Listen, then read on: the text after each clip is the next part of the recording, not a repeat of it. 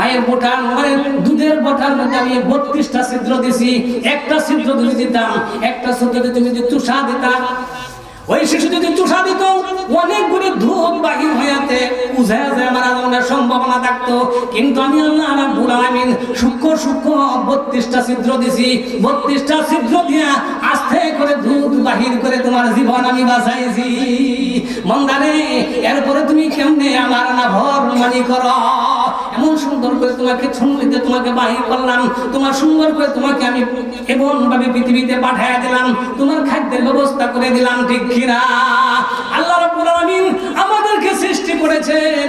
সব মানুষ একরকম দেখা যায়, ঠিক না? সব মানুষকে একরকম দেখা যায়। যাবারের সন্তানের দিকে দেখলে বাবাকে একটু অনুভব করা যায়, অমুকের বাপ সন্তান হবে মনে হয়, অমুকের মনে হয় ভাই হইবে, একরকম কি হয়? একরকম হয় না। এমন কোন জায়গায় পাইছেন কি দুই মানুষ একরকম হয়ে গেছে? কোনদিন হয় না। আল্লাহ রাব্বুল আলামিন বলেন, আমি মানুষের বডির মধ্যে কিছু স্বতন্ত্র অঙ্গ পয়দা করছি, স্বতন্ত্র। একটা বডির সাথে একটা বডির মিল নাই, একটা হাতের সাথে একটা হাত মিল নাই। বাবারে কিছু জিনিস স্বতন্ত্র জিনিস। এক নাম্বার হইল কণ্ঠ। আমরা যে কথা বলি একটা পাসওয়ার্ড, পাসওয়ার্ড না? আমরা যে কথা বলি একজনের কথার সাথে আরেকজনের কথা কোনো মিল নাই, এটা একটা পাসওয়ার্ড। যদি একরকম হয়ে যাইতো, রাত্রিবেলা আপনার বাড়িতে চলে যাইতো, দরজা তখন ডাক দিই, ময়নার মা দরজা খুলো, ময়নার মা দরজা খুললে ফেতনা হয়ে যাইতো, ঠিক কিনা? কিন্তু আল্লাহ রাব্বুল আলামিন এটা একটা পাসওয়ার্ড। কোনো মানুষের সাথে কোনো মানুষের কণ্ঠের মিল পাওয়া যায় না, কারিগরকে একমাত্র আল্লাহ তাআলা। এরপর আল্লাহ রাব্বুল আলামিন আরেকটা স্বতন্ত্র অঙ্গ হইল এই যে আমাদের জিহ্বা আল্লাহ রাব্বুল আলামিন দিয়েছেন। এই জিহ্বার মধ্যে আল্লাহ রাব্বুল আলামিন 357টা রেখা রেখেছেন, 357টা রেখা আল্লাহ রাব্বুল আলামিন এই জিহ্বার মধ্যে দিয়েছেন। বাবা রে, কত নিয়ামত খাইলা, কত ধরনের নিয়ামত খাইলা। ও বন্ধু, একটা জিহ্বা দিয়া কত স্বাদ তুমি লাগাইলা, কত মজা তুমি দুনিয়ার উপভোগ করলা, একটু চিন্তা করলা না? বুটি মাছ যদি ভালো লাগে, রুই মাছ আরেক রকম লাগে, চিংড়ি মাছ আরেক রকম লাগে, বিভিন্ন ধরনের স্বাদ তুমি অনুভব করলা। আমি আল্লাহ রাব্বুল আলামিন এই জিহ্বা তোমাকে দিলাম, এই জিহ্বা দিয়া তুমি কত স্বাদ তুমি গ্রহণ করেছো। এই জিহ্বা কারো জিহ্বার সাথে মিল নাই, ঠিক কিনা? এরপর আরেকটা স্বতন্ত্র অঙ্ক হইল আমাদের এই যে আই আছে না, আই চোখ। এই চোখে কর্নিয়া, এই কর্নিয়া কারো চোখের সাথে কারো মিল হবে না। আইপিটা আছে না নাকি? আপনি যখন মোবাইলে পাসওয়ার্ড দিবেন, আপনি যখন তাকাইবেন অটোমেটিক খুলিয়া যাবে। অন্যজন চাইলে খুলবো, অন্যজনে বাবা চাইলে খুলবে না। এটা একটা পাসওয়ার্ড। আল্লাহ রাব্বুল আলামিন কি করেছেন? আল্লাহ রাব্বুল আলামিন একটা মানুষ যখন এই পাসওয়ার্ড তার কর্নিয়া, চোখের কর্নিয়া যে কারোর সাথে কারো মিল নাই। আরেকটা দিন হইলো ফিঙ্গারপ্রিন্ট। এই ফিঙ্গারপ্রিন্ট আমরা এই মুখে বলতে পার।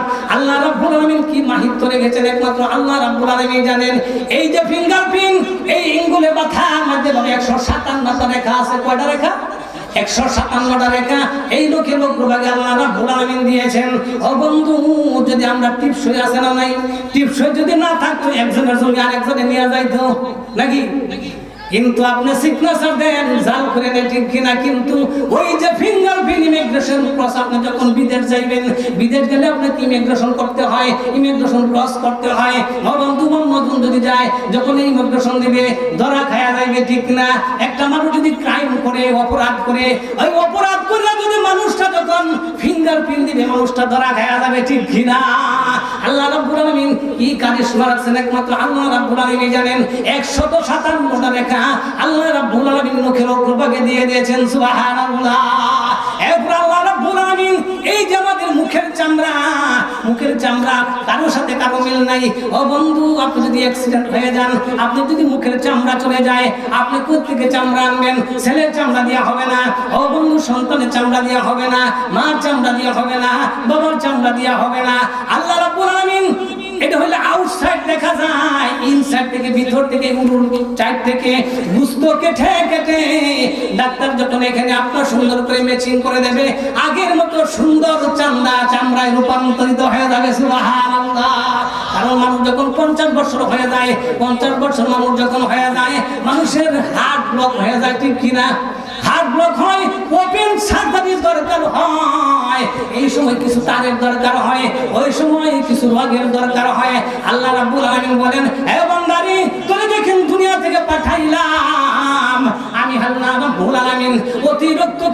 গ্লাসটা রক্ত শরীরে দিয়ে দিয়েছি। কথাগুলি বোঝে পড়ে পরে আল্লাহ রাব্বুল আলামিন আমাদের দুইটা কিডনি দিয়েছেন। কয়টা কিডনি? একটা কিডনি দিলে তো চলে, দুইটা কিডনির কি প্রয়োজন? একটা কিডনি দিলে চলে, দুইটা কিডনির কিসের প্রয়োজন? মানুষের একটা কিডনির ওজন কত? 200 গ্রাম ওজন। একটা কিডনির ওজন হইল 200 গ্রাম। একটা কিডনি যদি আপনার ড্যামেজ হয়ে যায়, আল্লাহ রাব্বুল আলামিন আরেকটা কিডনি বোনাস হিসাবে আপনাকে আমাকে দিয়ে দিয়েছে। সুবহানাল্লাহ।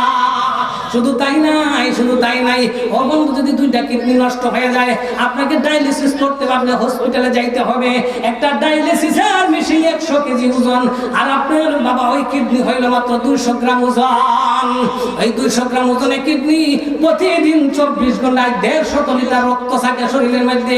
আর যদি আপনার দুইটা কিডনি নষ্ট হয়ে যায়, আপনি যখন ওই ডায়ালিসিসে চলে যাবেন, আপনাকে ডায়ালিসিস করতে হাজার হাজার টাকার প্রয়োজন। 5 দিন 7 দিন 10 দিন থাকেন, যখন আপনি হসপিটাল থেকে চলে আসবেন একটা বিল পেপার আপনাকে ধরা দিবে, ঠিক কিনা? আর আল্লাহ রাব্বুল আলামিন দুইটা কিডনি যে আপনাকে আমাকে দিয়েছে রে ভাই, কোনদিন তো আল্লাহ বিল নেয় নাই, কিন্তু কালকে কিয়ামতের ময়দানে এ বন্ধু, আল্লাহ যদি রাব্বুল আলামিন একটা বিল পেপার ধরা দেয়, জাহান্নাম ছাড়া আর কোন রাস্তা নাই, ঠিক কিনা? বান্দারে খাইলে আর চললে কোনদিন হিসাব করাইলে না। আল্লাহ বলেন, বান্দারে তোকে আমি খুব মহব্বত করে বানাইছি, তোকে খুব আদর করে বানাইছি। নূহ আলাইহিস সালাম যখন প্লাবন হয়েছিল, তুফান হয়েছিল, নূহ আলাইহিস সালাম যখন সাগরের কিনার দিয়ে হাঁটতেছেন, এমন সময় আল্লাহ রাব্বুল আলামিন বসে দিলেন, হে নূহ, তুমি কি করো? তুমি কিছু মাটির পাতিলা বানাও, তুমি কাদা নিয়ে মাটির পাতিলা বানাও। নূহ আলাইহিস সালাম যখন মাটির পাতিলা বানাইতেছেন আর সাগরের কিনার দিয়ে এভাবে সারিবদ্ধভাবে রাখতেছেন, নূহ আলাইহিস সালাম যখন কি করলেন, বানায় শেষ করলেন, আল্লাহ রাব্বুল আলামিন বলেন, হে নূহ, পাতিলা কি বানাইছো? যে আল্লাহ বানায় শেষ হয়ে গেছে, এবার এই পাতিলাগুলি তুমি ভেঙে ফেলো।